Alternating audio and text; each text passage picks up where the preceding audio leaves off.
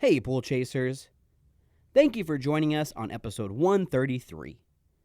Well, 2020 is coming to a close, and to say it has been a crazy year would definitely be an understatement.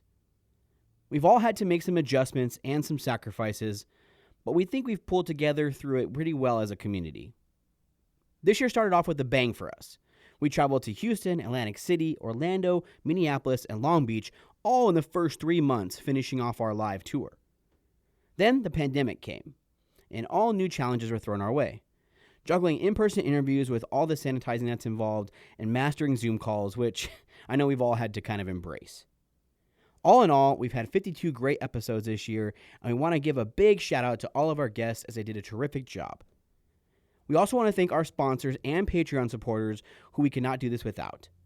And most of all, we want to thank you, our listeners, who inspire us each day with your stories of growth.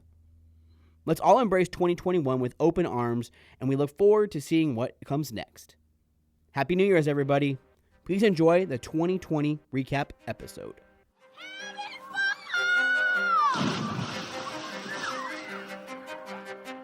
Welcome to your go-to podcast for the pool and spa industry. My name is Tyler Rasmussen. And my name is Greg Villafania.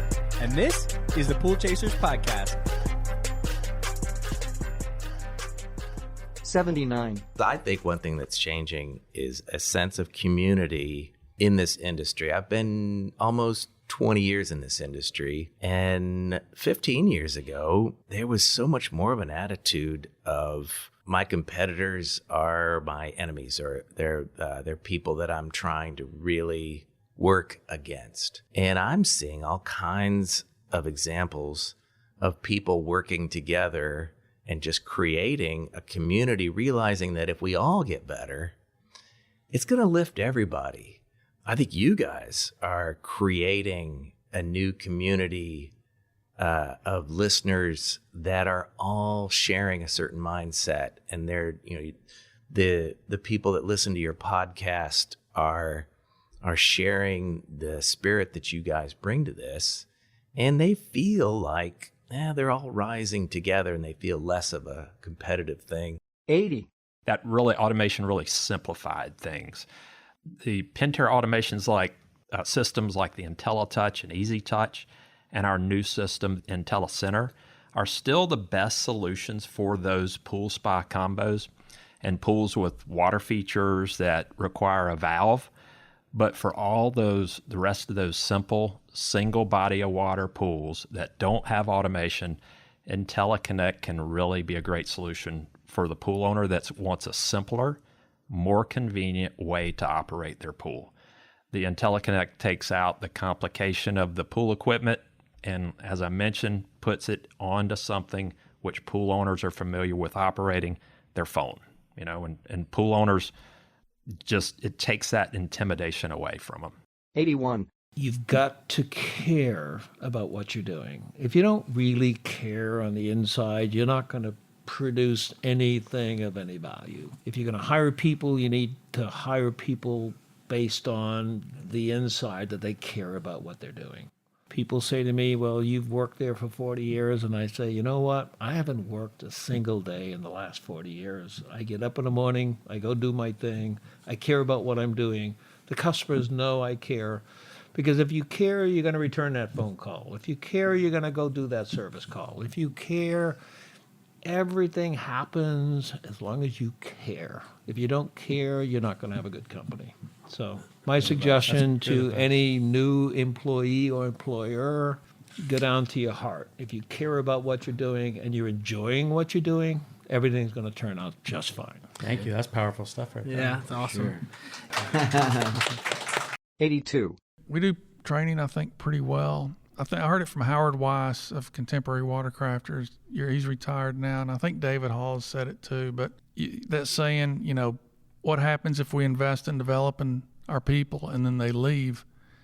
And right? We all think about that. I'm going to train them how to take care of pools, then they're going to leave and compete against me.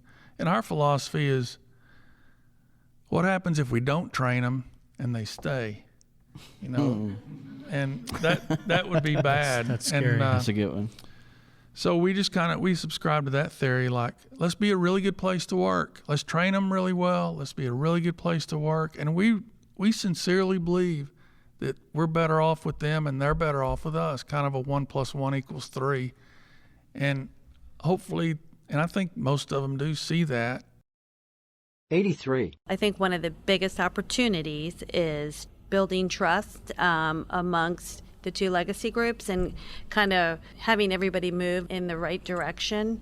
I love the fact that this industry is passionate. The passion comes for what they do. You know, folks said, just so you know, once you get in the pool industry, you never leave. And that tells me that the commitment and the fact that it's a fun industry and they love what they do.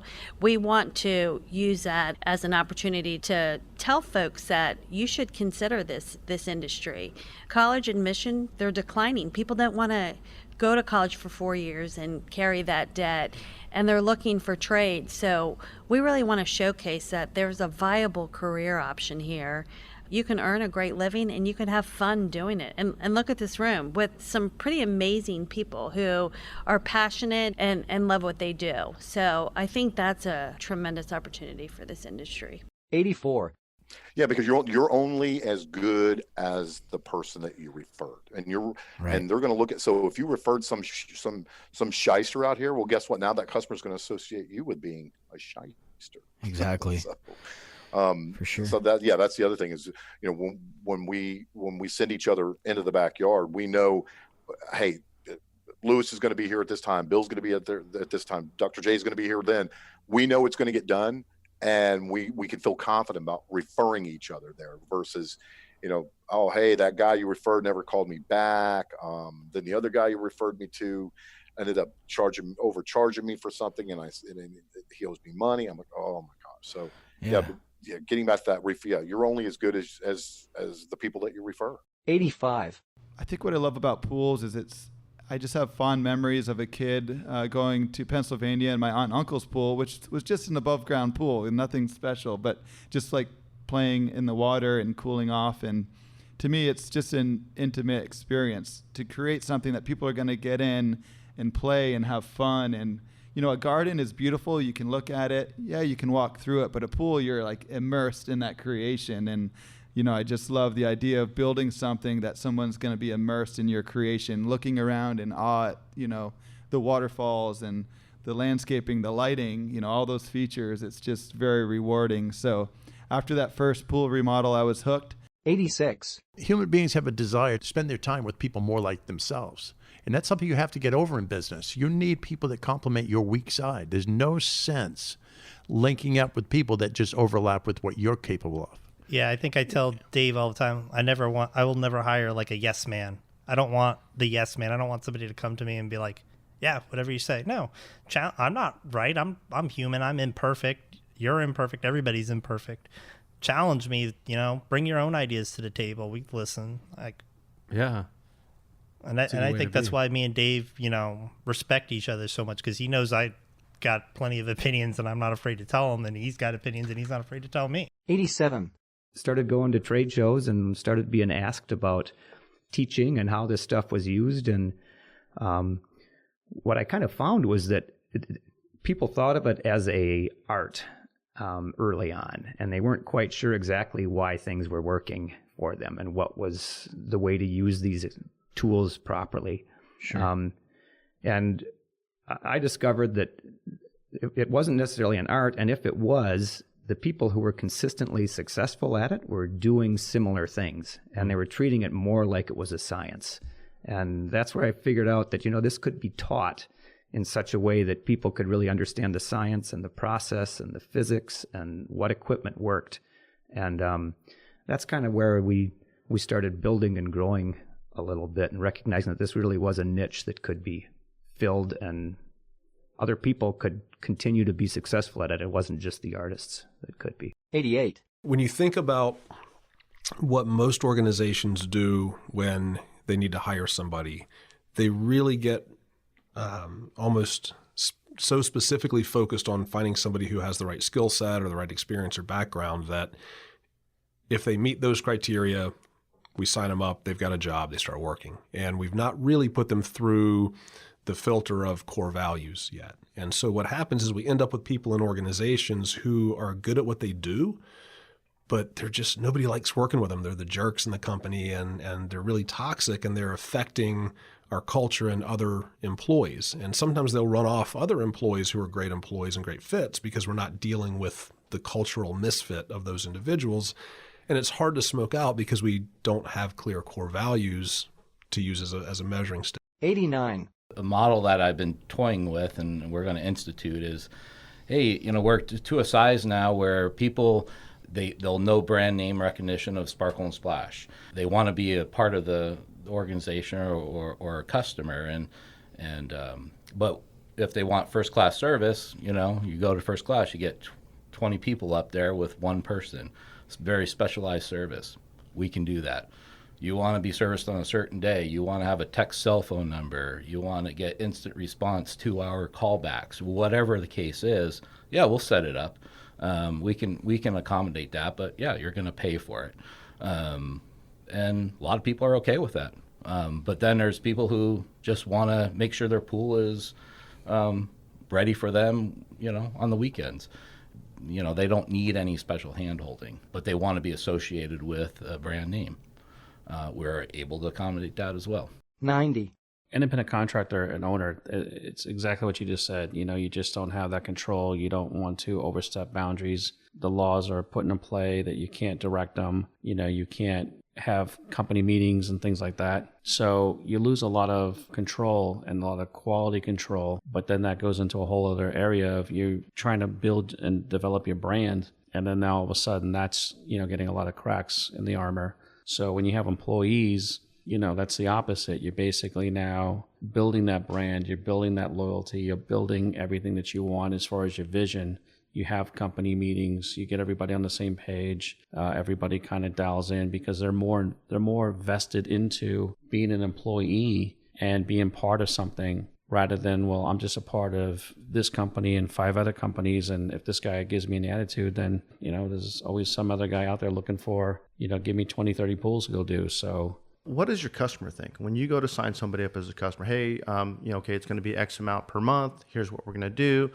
Then the pool tech shows up. In your customer's mind, is he an independent contractor? Is he a bona fide employee of Brothers Pool Service?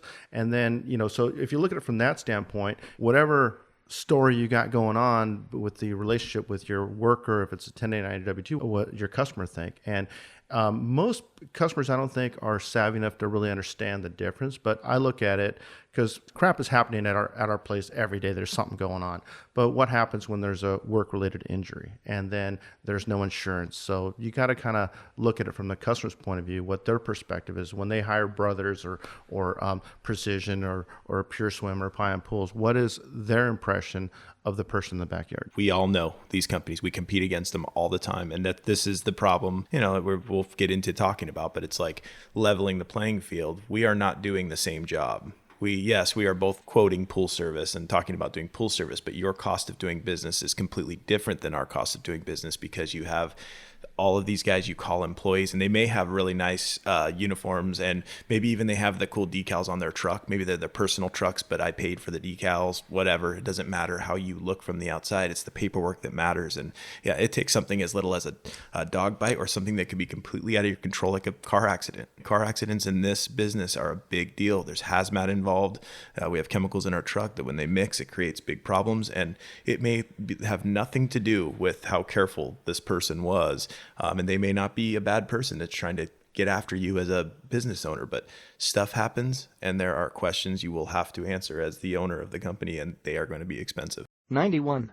About half of our members, they design on a laptop and they take that and present it live in front of a homeowner.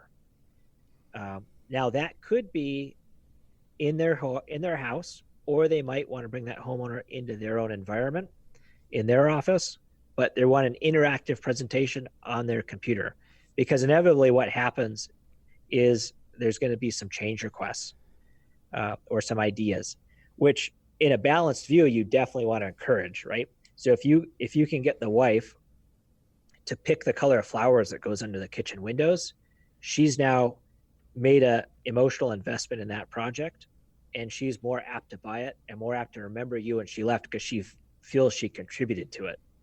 That's why pool builders often do the interactive presentation. 92. The website, 100% PHTA coronaupdate.com. It is updated daily. It's updated almost hourly sometimes with the information that flows through our staff, through our chapters and everything. I also think that it's really important to just reiterate how our members need to tell their story. And they can use all of the resources that we're creating to make that happen, but it's got to be their story. Because if there is a void of information, their customers are going to create their own stories. So if they can use our resources and use the information and intelligence that we are gathering from the membership to help themselves, that's 100% a success for us as an industry. For sure. 93. And it reminded me of my trip to Japan and how they could, like slow down time and sip tea while watching the snow fall in the Japanese garden. And, in our fast-paced life, I thought, man, people need to do that more often. So I'm trying to deliver that place of respite at home. And how do you actually achieve that? And, some of the things that I've noticed is, good design, it should really kind of quiet the noise and bring a sense of calming reflection. And it makes us appreciate beauty that's really around us every day, but we take it for granted. 94. We try to make it easy for both the consumer and the contractor to offer these options. I think the last thing you want to do, like in your instance, is get excited about offering financing, and then as it turns out, the financing makes it worse. The customer has a bad experience, or it takes too long to get an answer, or you are charged a fee or charged things outside the box that maybe you, the contractor, and the consumer weren't planning on. So I totally agree with you there. You want to offer the option, but you also want to offer the right option too. 95. If your water is 0.0, it can't get any more balanced than that. But there's a comfort zone. There's a cushion in there, minus 0.3 up to positive 0.3. Anywhere in there is fine. You're balanced. You're close enough to balance that the water's happy. And I like to think about, like, if you had a line at 0.0 and you had a rubber band on it, if you hang a rubber band off of your finger, it's going to be loose down to a certain point. And then if you lift it up, it's going to be loose up to a certain point. Let's just say that the extent of where it's loose is minus 0.3, and at the top it's plus 0.3. Anything within the loose slack of the rubber band is totally fine. But the further you get away from 0.0, you start putting tension on that rubber band. And the water's going to pull back proportionally based on how far you go from 0. It's always trying to get back into that comfortable range. 96. I heard somebody successful say, in life, you're going to pay a price. You're going to pay the price of discipline, or you're going to pay the price of regret. The bottom line is that you set that alarm for 5:36 in the morning. 100%, bro. You can pay the price of discipline, get your ass out of bed, work out, eat right, set your day, set your attitude, right? And if you don't wake up early, you're still paying a price, because after 25 years of bad habits, you're going to wake up 50, 60, 70 years old and not have whatever you could have had if you would have got up early and paid the price of discipline. So the bottom line is that you don't cash that check of regret until 20 or 30 years later, but you will have to cash that check, right? And you will cash a really healthy check of discipline, or you will cash a really unhealthy check of regret because you were undisciplined. 97. The pool opening customer is a really important customer. And the reason I say that is because I would say that we would close at least twice as many pools as we open. Okay. Because a lot of people are comfortable opening a swimming pool themselves, right? So they can pull the cover off, right? They can figure out how to put the plugs in. They turn it on, something's squirting somewhere. It's like, where'd this plug go? Oh, that's where it went, So we have a lot of homeowners that may open the pool themselves, but they don't close, right? So blowing out the lines, making sure they do that correctly, that's a little bit of a bigger deal. So for me, when we open somebody's pool, that's a big deal. They're paying for us to open. So we kind of need to go the extra mile. 98. It's an old farmhouse, and so there was like a detached barn next to the house. It's all in the woods, and then there was an old stone path, steps that went up into the woods behind the house. The client said to my dad, he says, "We're gonna put the pool right here next to the barn. It's gonna be a 20 by 40, whatever." And my dad goes, "Okay, what's up those stairs up there though?" The client was like, "Just woods. Why?" So, well, let's take a walk up there. So they take a walk up the stairs, and it's all woods, but there's this huge rock on one side and then another rock on the other side, probably about 40 feet apart or so. And my dad goes, "All right, so if we're going to build the pool here, what we're going to do is we're going to build the pool in between these two rocks. There's going to be a waterfall off that rock over there flowing down in. We're going to do a vanishing edge on this side with another waterfall coming off over this big rock. We're going to put a beach area over there, and you'll come up and you'll just see all that once you come through the gate that'll be here at the top of the stairs." I was like, "All right, let's do it." Other companies didn't even see it, right? No. 99. So we just recently introduced Intellicenter upgrade kits back in February. And basically what these kits do is they allow you to retrofit an easy touch system and basically make it Intellicenter capable. What this does is it allows you to retrofit your existing system without making the investment into a full Intellicenter kit or system. 100. That football season, man, was one of the funnest times of my life. I mean, me being a quarterback and you being a receiver and being best friends, couldn't really ask for like more fun. I mean, Such a good time. So fun, man. I mean, I'm going to like Chinese buffet before practice. Dude, we were crazy, dude. But I remember I wrote this down. Red Bull had just become legal, like they had it, but before they wouldn't let people under 21 drink it. Like you weren't allowed to. Really? Yeah.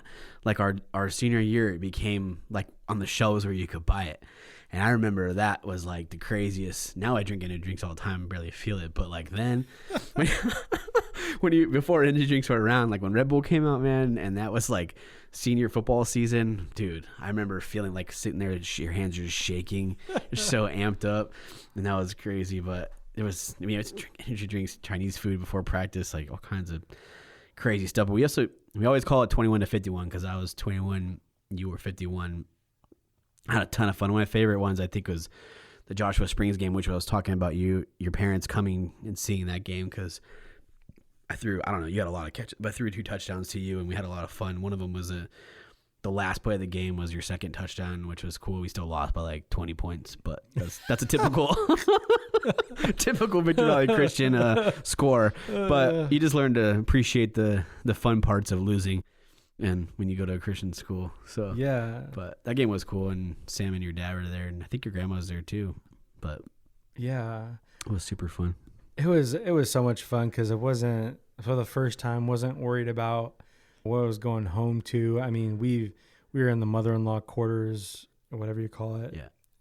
Where I don't know, man. We were pretty much just like roommates and be on these road trips, and then get to go like back home, and man, it was seriously like a freaking dream. Yeah. Had such a good time like playing football together.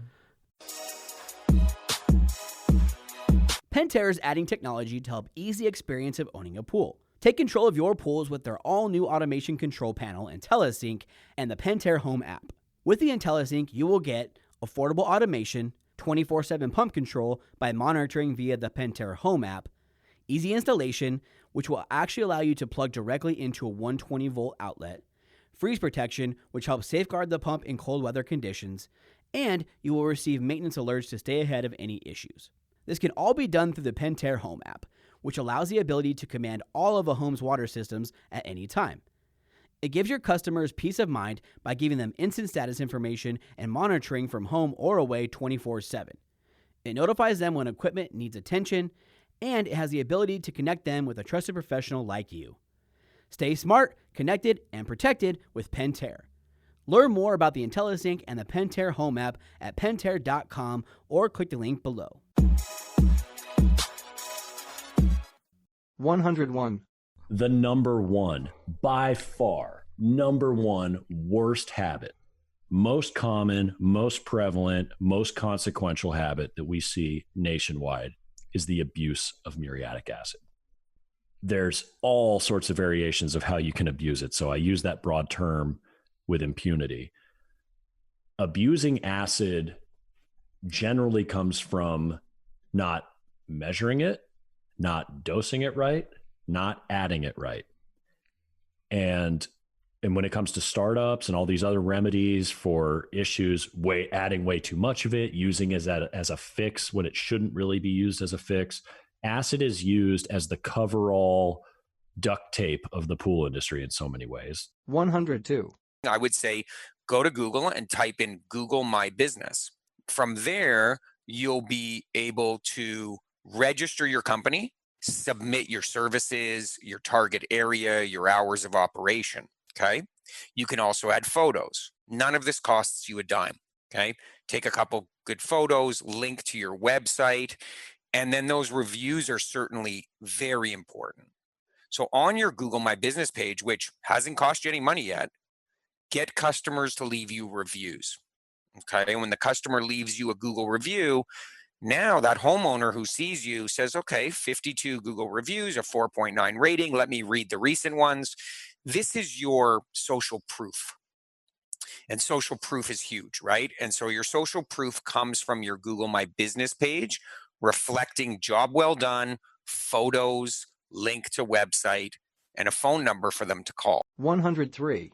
The beauty of the robotic cleaners is they don't require any pump, meaning you plug them, in your outlet in the 110, you bring that cleaner to the side of the pool, and then you just let the cleaner submerge in the pool and use a power supply. You turn it on, and it does all the work after that. So it's very easy to install.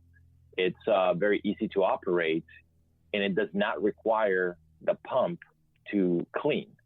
And now you can have your robot do the work while the pump is off. And of course, you can have both simultaneously working together. But, the beauty of the robots is it saves money to the end consumer. The robotic also have, it really takes 5 minutes from unpacking to start cleaning. It's a plug and play. 104. I'd used aluminum poles for, 20 plus years and dealt with, all the frustrations that come along with using, those products. Can't find, I liked the one that had the, internal cam lock and then, external compression lock. And I couldn't find the parts to. I'm a very conservative person. I would rebuild them. I'd make it last as long as I could. Just kill me if I had to go buy another pole, so to speak. But and then I did notice that gauge of the metal was thinning out, and I'm going, this is just not the same. It's and I can't find parts to rebuild it, and it doesn't rebuild well. And I trim and re-drill the front end and that kind of thing, make it last as long as I could. When I had the opportunity to build this new pole, the idea was to design out all the frustrations that we had with using our aluminum products. Every person that comes up to us at the trade show, do you carry a channel lock with you? When your pole freezes, your cam lock freezes up. Yeah.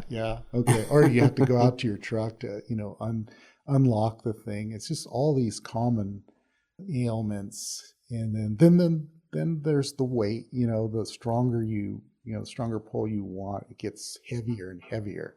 So you have that. So when we had the chance to work on this, with carbon fiber tubing, we wanted to design out all those, wanted a real quick and easy way to extend the lock and lock the pole. That was one thing. And then by nature, carbon fiber, which is basically a brand in itself, everybody knows it's, it's strong. It's 5 times stronger than aluminum, and it weighs the same or less.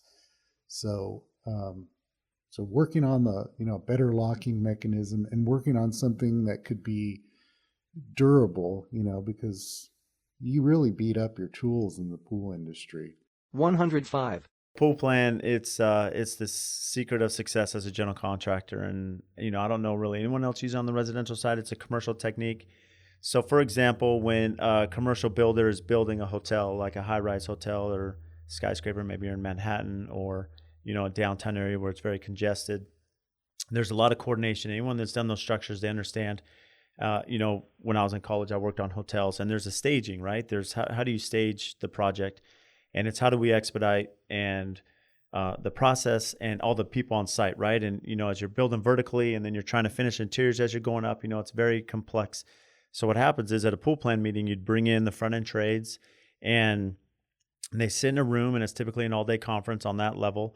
And it's at a very high level that you're executing. Okay, John, how many days do you need, to get the steel structure in? Jeremy, how many days do you need, to come in and do the mechanical? And everyone's staging and committing to each other. So we've taken that same mindset and application into the residential. So what we do in our pool plan, we have 3 phases of pool plan. So when we start a project, we take the pool plan meeting to concrete, to slab on grade. Then we do another pool plan meeting to drywall, and then another one to finish. So it's phase 1, 2, 3. And what happens is, so all those front end trades, so going back to our Scottsdale example, everyone that's working on the home to slab. So that's grading, civil, pool, waterproofing, mason, right? Excavator. Like all these trades come and they sit in our conference room at my office, and we go through that schedule, and we'll get a commitment from Jeremy. Okay, Jeremy, we're going to have, first off, we'll get our trees, grubbed and relocated on the property. And then we're going to have our excavator come, and he's going to start digging the levels of the hillside. We're going to start phase 1 retaining walls, waterproofer. When you're going to come in and get it waterproofed. Okay, now we can start on phase 2. Okay, Jeremy, now it's going to be ready for you on July 15th. How long is it going to take you to dig the pool, and then do plumbing and shotcrete? And so everyone's committing, so they're meeting. So Jeremy, will be in this meeting, all of our other trade partners. So now they're not only, they know face to face who the concrete guy is, who the plumber is, who the electrician is, who the excavator is, and the pool builder. And so everyone knows each other. They're all committing. And then we put that in our schedule. So instead of me just building a schedule, saying, Jeremy, this is when you're scheduled, an excavator, everyone's committing to that, and they have to live by it. And what it does now, it allows everyone to work quicker, more efficiently, be more profitable, and it takes 2 to 3 months off my build schedule.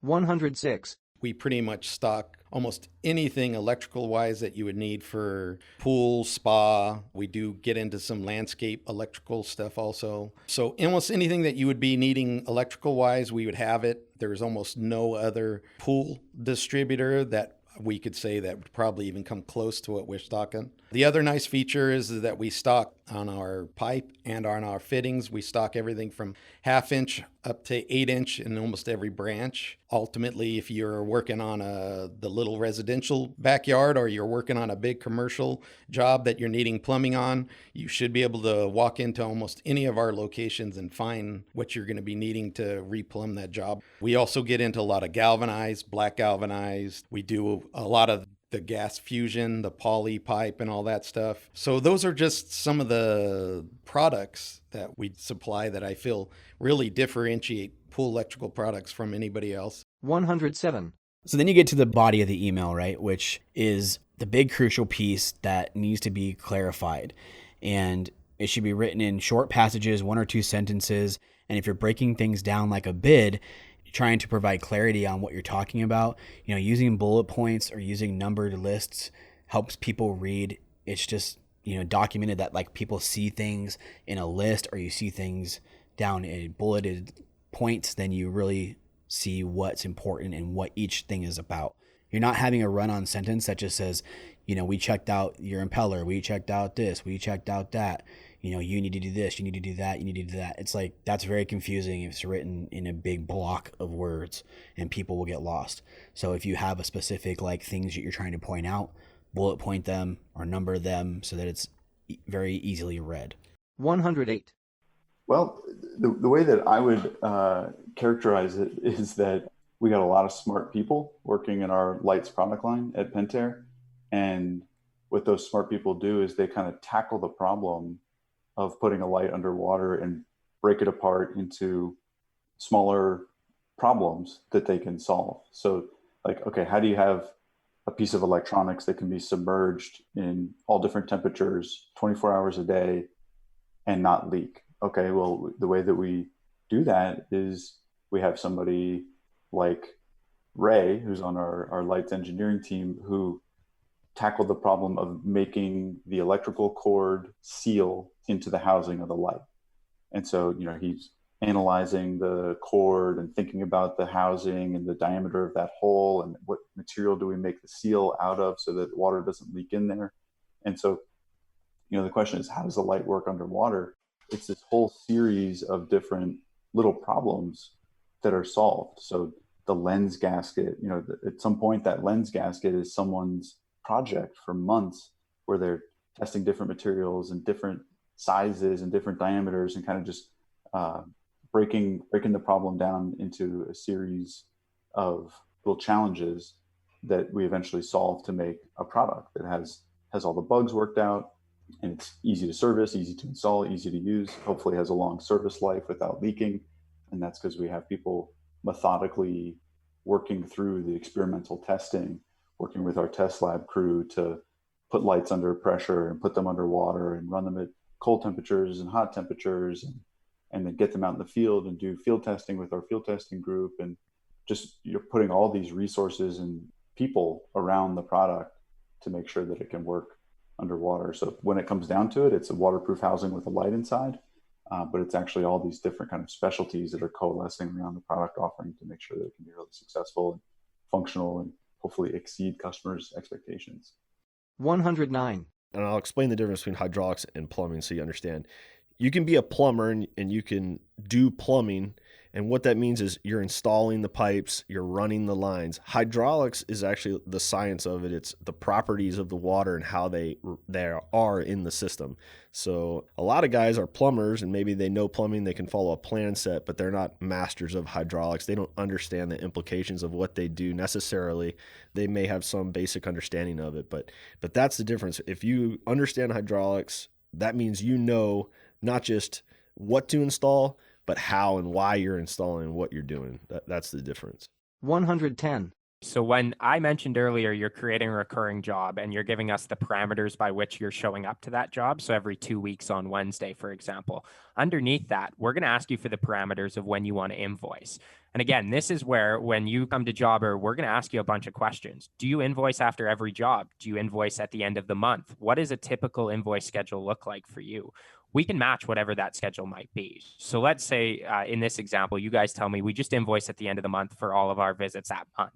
You tell the software we want to invoice the last day of the month, and you turn on automatic payments because you've already vaulted a credit card on file. What that's going to do is at the end of every month, it's going to collect all the visits that you had. So 2, let's say, are biweekly. So 2 visits this month. It'll collect those visits. It will create an invoice. It will automatically pay the invoice using the card on file. And it's going to send a completed receipt and invoice to the client. 111. What we're trying to let you all know is it's important to have a plan before even contacting the photographer. If you know you're on these 5-10 social media platforms, make sure that you understand, how you're going to use these photos on each one of these platforms, and maybe even note what sizes you're going to need. That way, when you contact the photographer, you can actually have a shot list of what you want. And that way, you know exactly what to do with those photos once they come back to you edited. 112. Fountains are art. At the end of the day, that's what they are. So a body of water, it's going to have a transfer pump. The pump will sit below water level and usually in a valve box. And there'll be a flooded suction line, which means that pump all the water has to run downhill to the pump. And it will push the water to whatever feature or decoration is coming out. And that's essentially what a fountain is, just a decorative piece of a backyard. 113. Okay, so the Master Service Program is a tiered program that was built to recognize and reward participants who take the time and effort to improve their educational background surrounding the support and service of a swimming pool and its equipment. That's basically what it's all about. It is targeted towards the service person, the person that's going into the backyard and looking at equipment and recognizing when there's an issue and a problem. And we feel so strongly that the education portion of our industry is so important. And that's the reason we built this program around that education. 114. Weirdly enough, the story is I'm a marketeer, but I'm also a designer. And I've come across this photo of this perfect pool guy. I mean, he was dressed in white shorts and a white T-shirt, buff. His teeth were, sparkly clean. And he was standing in the background with a pole with this very elegant, mature woman with a martini in her hand in the foreground.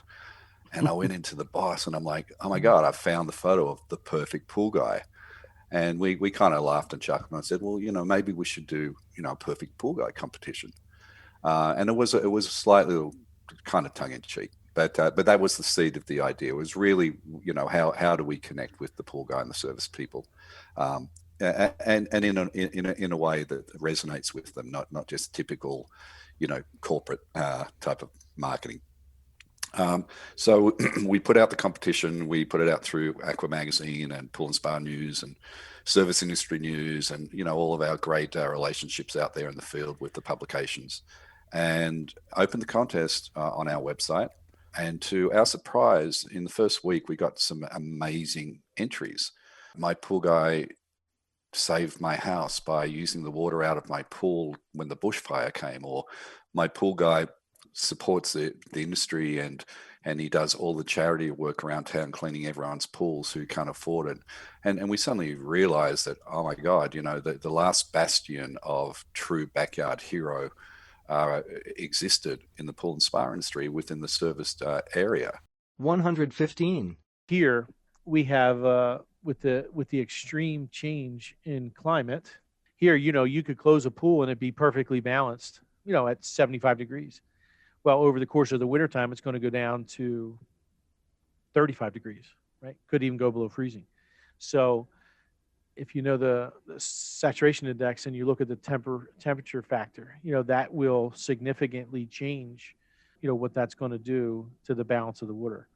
So it's always a tricky thing to, what are you balancing the water to? Are you balancing to where you are? Or are you going to balance it to where it's going? So that's a tricky conversation to take on, but it's definitely something that we're balancing the water.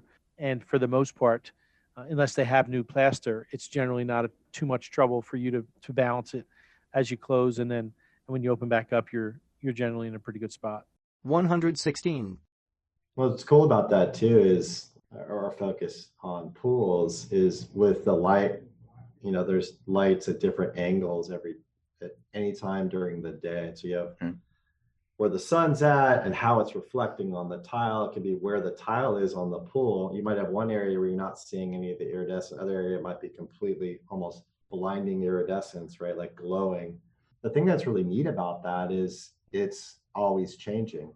So at any given time of the day, your pool, the look of your pool is going to look different. And that really, is reflective of what's going on in nature and how the sun works with the ocean and the sand. We also made a lot of tiles, just like we have ones called sand dunes and things like that, where it's just that natural flow of sand or water or material kind of shows up in some of the design work that we do. 117.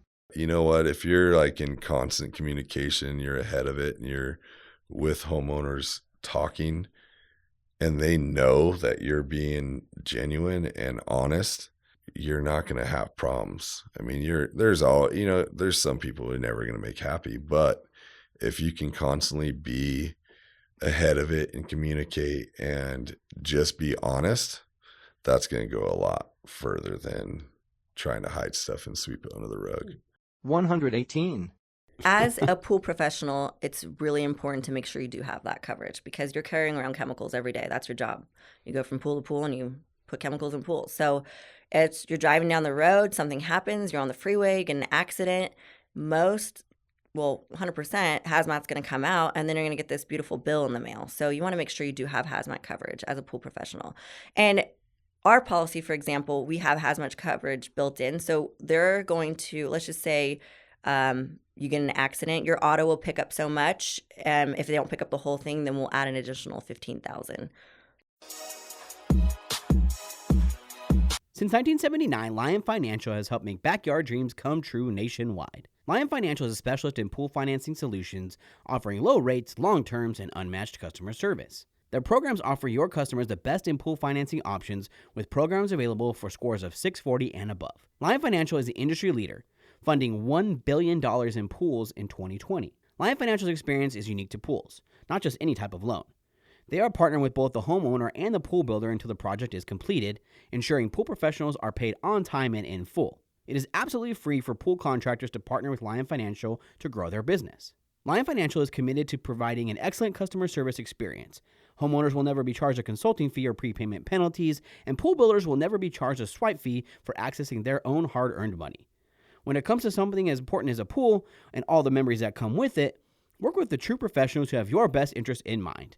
With more than 41 years of experience specializing in pool financing solutions, why trust anyone but the experts? To find out more, click the link below. 119. And I think those conversations are extremely important, not just among spouses, but among business partners as well. I mean, you need to know what's going to happen if something happens. I mean, in my family alone, we've had issues. I mean, in the 80s, my dad had cancer, and so he was out for a couple of years, with chemo with that. They were able to adjust and make it through that. My cousin passes away in 2012, and we've had to adapt and change. There are things that are going to happen in the life of a business. You don't know what's going to happen. You can't really plan for those things, but you have to have a plan in place to know it's going to be okay. 120. Well, I can tell you what it isn't. It isn't a little swimming pool. and quite frankly, that's how it's approached most of the time. And if you look at most of the regulations and requirements by cities and states for commercial tubs, they treat it like a miniature swimming pool. But a spa, the difference is it's a completely self-contained system. You're dealing with a whole lot less water. And so we've often said that the contamination in a spa with 4 people in a spa is the equivalent of 100 people in a 30,000 gallon swimming pool. It's a lot of contamination, and everybody that gets in there puts a pint of sweat in. The other thing that you're dealing with is you're dealing with higher pressures, and you're dealing with 100 times more plumbing. I mean, you got a few jets in a pool and a run of plumbing, but in a spa, you've got 300 feet of plumbing and 100 holes in the shell and 500 glue joints. And so there's a whole lot more places to go wrong. 121. There's some inherent issues with everything, right? Depending on what product you use, there's issues. So if you're using trichlor, what's the big deal? Well, I get cyanuric acid, increases. If I use salt, well, I'm creating a corrosive environment. I mean, you guys wouldn't know this, but in Michigan, we got snow, and they put salt on the roads, right, to melt the snow. And what does it do? It rusts out your car. Right. So, there's things that can happen. The bleach market, I think, is going to probably gain more market share this year as well. But again, inherent issues with bleach. As opposed to a product like a tablet, that's 99% chlorine, you've got something that's 12.5% chlorine. A lot of inert, a lot of water, right?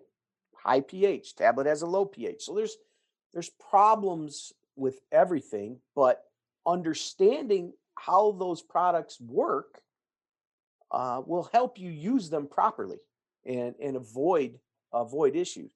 122. And do you have any, tips, do's and don'ts for pool service technicians or service companies that are now looking at some of these pools with acrylic and how to just care for them? Yeah. Don't ever use a Brillo pad to clean it, because they get this little hazy, like kind of haziness. You see them in like aquariums and stuff sometimes. And they just they're not really dirty. They just look kind of hazy. We've had experiences in the past where people have taken Brillo pads to them and just scratch the heck out of them. You know, you don't want to do that. Use a microfiber towel, soap, water. That's the only secret sauce. Yeah. And the other thing I tell builders and maintenance and service technicians as well is if you do have to clean a window, and you'd think this would be common sense, but if you do have to clean a window, drain the pool and do both sides. You know, a lot of guys will just clean the outside, you know, like, oh, it's still hazy. Well, there's an inside too. So there's a little bit of work. You got to drain the pool down. In some cases, depending on where the window's located, to really thoroughly clean it on both sides, it might be a new startup, you know, and go ahead and start the pool up and start over and balance it. 123. There was a lot of work that went into some decisions around, you know, what kind of sensors are we going to use, and the engineering team did a fair bit of research. But they came up with some sensors that are pretty sensitive about what kind of obstruction they're actually sensing. And then they have some capacity within the software and within the hardware itself to sort of dial in the viewing range for the sensors and all those kinds of things to ensure that when the sensors are picking up data, they can be pretty confident that it's actually an obstruction as opposed to something like you said, a leaf or something like that. 124. Go back are a big thing. They cost you money, number one. Number two, they're going to be a problem when it comes to your customer service. And now you got to communicate to the customer, or the customer's going to call you all mad that this is leaking, this didn't get done right, they rushed through this. I don't know how many calls I get even now. Your guy didn't knock on my door. I didn't even know he was in my backyard. You know, that kind of stuff. You got to have that customer relation to them. It's their backyard. You're a guest in their backyard. Yeah, you're there to repair something, but you're a guest in their backyard. You got to treat it with some level of respect and do your job right. So, number one, you look good, me in particular, and you make the company look good. And then you get that word of mouth referral to their friends saying, hey, these guys did a great job putting in this equipment. You should really use them. Mm-hmm. And then it's easier to get customers that way than to have some guy pissed off and then put a bad review on Google or Yelp or whatever. And then you got 100 people seeing that review going, I ain't using them guys. Right. But go backs always cost you money. I mean, if we charge a certain amount to get this job done and you rush through it so damn fast that now you have problems and now you got to go back for free. Mm-hmm. So now you got to go back there and either reuse parts and waste time. Not really wasting it because you got to fix it, but you are wasting it because you should have done it right the first time. Mm-hmm. So now you lost 2 hours of labor and material. Yep. Because you can't charge them for it. Yeah, you can't charge them because you messed up. Yeah. Exactly. It's not like, well, we messed up, but I got to charge you an extra $150 for this. No. Because if I was a customer, I'd be like, nope. Yep. You will not be coming in my backyard again. Yep. So, yeah, it's key to not having go backs from every aspect, from the profit and loss in the company to the customer itself and their reviews on your company and the person that was in their backyard. It costs money, but it also costs clientele. Mm-hmm. And in this industry, with as competitive as it is and everybody cutthroat, undercutting everybody, every Johnny one truck in the world out there trying to make $1, that if you do not take care of your customers, they'll disappear on you quick. Right. To go with somebody that's $100 cheaper. Right. But gets less quality. So the key is to making them happy and getting that quality in their backyard. Mm-hmm. 125. The big thing is commitment, man. I mean, it's truly, you have to be committed to, I mean, for me, there's nobody above me that can get the jobs done. If you know what I'm saying, there's nobody there that's going to find the answers. I'm the guy that's going to find the answers. You got to be willing to go out of your way to make it happen. I mean, when there's nobody behind you to finish jobs, you have to be the one, no matter what the issue is, you got to be the one to figure it out. I think what sets me apart is I have the opportunity, being partially owner of the businesses, to kind of do what I want as far as, do I want to work out in the field today? Do I want to work in the store today? Some pool technicians, they only have a route and that's it. They don't get the chance to do the retail side, to be a sales rep, to talk to our actual sales rep that come into the stores and build that relationship. So, and I actually get a lot of support, knowledge from those guys that come and sell us their products. So I think that gives me an upper hand. And I think women have a little more attention to detail than men do in aspects of cleaning, servicing pools. So I like to think that I'm a cut above. 126. When I teach classes to pool professionals, we always talk about how big the pool is. You have to filter 25,000 gallons. And how long does that take? And we do the calculations for turnover rates. How many turnovers do you have to have? Filtration and sanitation, they deal with that 25,000 gallons. When you have to educate a homeowner in not turning the pump off too soon, it hurts circulation. Circulation, we don't really think of it in any other terms other than 25,000 gallons. But in actuality, you're not circulating 25,000 gallons. You're circulating about 208,000 pounds of water sitting in a hole in your backyard. It takes time to make that water move.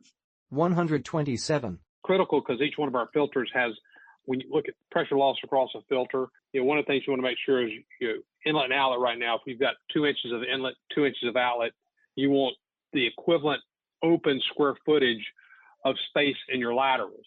So when you start looking at these slots and laterals, the number of laterals in the bottom of your filter are determined by this, how many slot openings you have, times the width, times the length, calculate that up. And all that should equal the inside diameter of 2-inch pipe or greater. So you don't have pressure loss across the lateral systems. So that's what it is. It basically, in filtration mode, it keeps your sand in the filter and not in the pool. In your backwash mode, it is the diffusing of the water coming in to help fluidize the sand bed or lift the sand bed, fluff the sand bed to get the particles out. 128. I don't recommend over lubricating any O-ring. Excessive lubrication is going to be a place where dirt and any kind of debris is going to attract itself to. In a tank body O-ring, there's going to be areas of that O-ring that are exposed and dirt can actually stick to it. And with the filter, as it cycles from pressure to no pressure, it expands and contracts. And that can actually cause that O-ring to move slightly. If there's any dirt or debris stuck to that O-ring, breach the seal and cause a slow drip or a small leak. So I recommend the proper amount of lubricant is going to be just enough to make the O-ring shiny, not have gobs of lubricant on it. Just too much lubricant is always going to cause a problem with any kind of O-ring in our industry. 129. Cartridge is a non-woven media, and I mentioned, I think, episode 1. When you look at the non-woven media under a microscope, it looks like a bunch of spaghetti noodles that are just intertwined. This is sprayed out by a special machine. It's actually plastic threads that's actually sprayed out into this weave pattern, and then it's calendared where it's actually pressed flat, and then it comes in rolls of material where we then take the material, we cut it to length, and then we run it through a machine that actually pleats it into 1.5, 2-inch pleat depths. And after X number of pleats, you cut them off, you fold it back together and make a cylinder in glue and or weld those together and make a cylinder. We place a plastic core in the center of the pleated elements, and then we use epoxy resin on each end to actually hold everything together. So basically this cartridge itself actually is the surface of that area is what filters the particles out of the water. 130. It really is a super simple process. The Bluetooth pairing process has really simplified getting the product connected. If the signal is good or it's not good, the size of the Intellisync makes it easy to move around. It's Adam, I think it's probably 8 inches by 5 inches or so. 5 inches. So as I mentioned, it comes with a 21 foot long power supply. And if you're connecting it to an IntelliFlow, that cable is 50 feet long. Superflow VS cable is 25 feet long. So it offers a lot of flexibility with where it can be mounted, and its size is, it's not very large, and you're not connecting it to conduit, so you can move it around and make sure you've got a good signal. 131. Chloramines are an issue, and like I said, the BioShield system that we sell for residential and the HVAC industry, we went to NSF and we've got a new category created with NSF called water conditioning device. And the main goal of a water conditioning device is to get rid of the chloramines. Chloramines build up on the surface of water, right from the surface up to 6 to 8 inches above the surface. Being a towering 5'5", that's where I'm breathing. I'm not tall enough to get too much further out of the water, even in my play pool. So I'm breathing those chloramines in, and they are having a hazardous effect. Indoor pools, you get people complain that the pool smells like chlorine. It's typically your chloramines. With the certification that we got through NSF for this water conditioning device, we've managed to remove the majority of the chloramines from the water, and you don't get that chloramine smell. Have you ever been to a hotel where you don't even have to ask if they have a pool? You can smell it from the front desk. Yep. Situations like that where UV is a major benefit to the system. 132. My number one is Home Alone. The first one. The original. Not the second one. Very good. Classic. The original. I appreciate the second one.